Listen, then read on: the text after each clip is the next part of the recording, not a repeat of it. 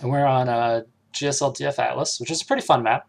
The third is kind of like down and around the corner. It's very much like Star Station, for those of you who ladder often. It's very similar to that. So we will see how the players play out their strategies. The fourth is a lot easier to take compared to Star Station, really, because it's not like over down a ramp really far away. It's just around the corner. But it is kind of hard to defend once those rocks go down. It's just really easy to poke in multiple positions. So game is finishing loading in right now, and don't hate on the position of the overlay off the bat because, okay, it's not bad. Starting down here in the bottom left-hand corner, we have for xGaming, Jack as the blue Zerg. Down in the bottom right-hand corner, we have for Xtraterrestrial Gaming, Silknor.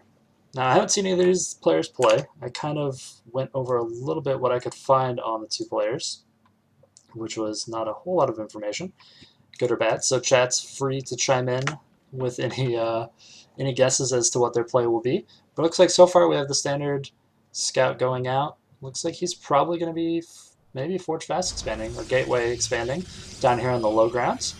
And over out of the Zerg player, nothing at all uncommon right now. He did actually drone to 10, so he's going to have to extractor trick, there we go, to get that extra drone out. I don't know if he's Sen or he just forgot. It was much more common in StarCraft 1 for players to do that. Let's see what's going on. Both players scouting in the wrong direction off the bat, so it's always fun. It's interesting this version of the map has it in all positions. I'm trying to think. I'm pretty sure on actual GSL, I don't think I've ever seen it be anything but cross, so it's a little weird. And of course, I don't really usually see this map played, so always interesting to cast it. Yeah, it's a Forge Fast expand. Kind of interesting choice here out of the Zerg or out of the Protoss player. Now he did scout the top right, and now he's going to scout the bottom left, and he's going to see this is going to be close by ground. He actually wants to know, and he's a little bit paranoid, which is why he's sending the second probe exactly what the Zerg player is doing. Also, it allows you, if you sneak in here, which he might not get seen by this Overlord, it kind of enables him to cannon rush this natural. So let's see if he's going to be doing that. That's the advantage of the Forge Fast Expand over, say, the Gateway. And it does look like that's what he wants to do as he's positioning here for it. You can block, of course, right here with the pylon, and then I'm guessing right there. We'll have to see exactly. Yep, okay. Haven't seen a lot of these on this map, as I've seen this map like twice when actually casting. And the Zerg player still doesn't know what's going on. His Overlord's kind of patrolling up here in the front, waiting for the probe to come in. Little does he know it snuck by as he was moving down to his third. And this drone might be a hero. He just saw that. And now it's going to see what Jack's reaction is going to be. He's going to see that two cannons are going down. And that's generally the situation where you just want to go ahead and sack this expansion, because it's going to be extremely difficult to hold on to it, actually.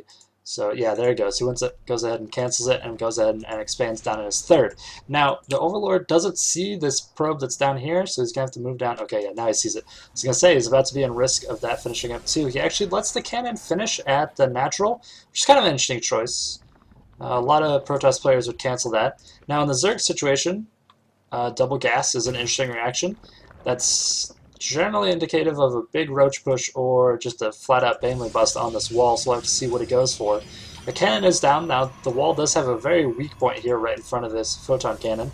The most he can do is throw down, say, another pylon in front of it, but the splash damage from Banelings is still going to be able to knock that down pretty handily, and it looks like Silknor did try and drop a cannon here at the third. It is getting poked to death by drones right now. Lots of drones pulled off the line, though, so this is a lot of mining time lost. Two more cannons go down, and as long as he cancels this, he's actually going to be in a pretty decent position just because of how many drones have been pulled here.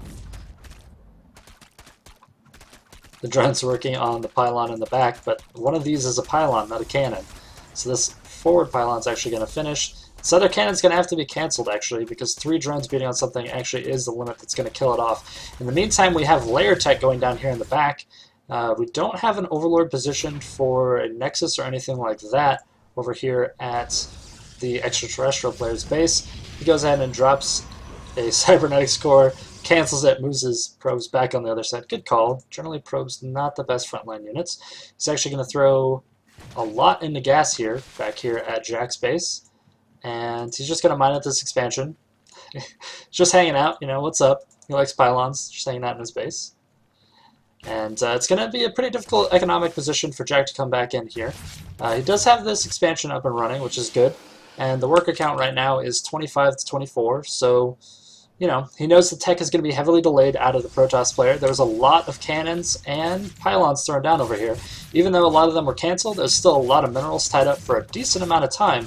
So that's something you got to keep in mind here. When there's so many minerals invested, and it's what, 550 at least without cancellations. There's at least 2 cancels over here, 1 over there, so like 625 at least cancellation.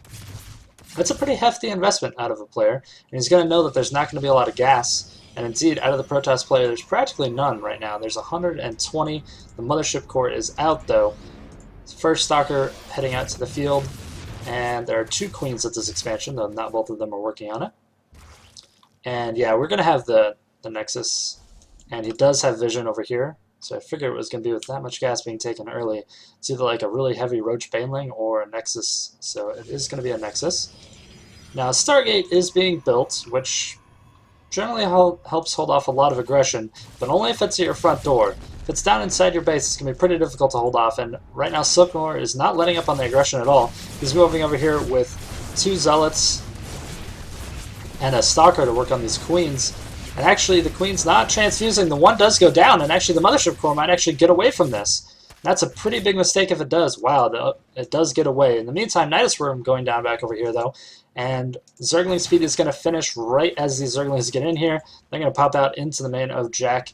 And, ooh, Probe's getting pulled a little bit too late. And they are going to try and focus down the Nidus Worm, but it does not go down. A good transfuse on it. A little bit unnecessary, but at the same time, lots of Zerglings out on the field right now, and it looks like it's going to be very difficult for Silknor to hold on to this. He does have a cannon in his natural expansion, but he's going to lose everything in his main base. There's no way he can hold this at all. Now, that being said, okay, yeah, more pylons and cannons going down here at the natural. He's forced to sack everything, and Lings are just going to run down. Wow, getting some... Yep, there's the GG out of Silknor. So first game goes to Jack for xGamers.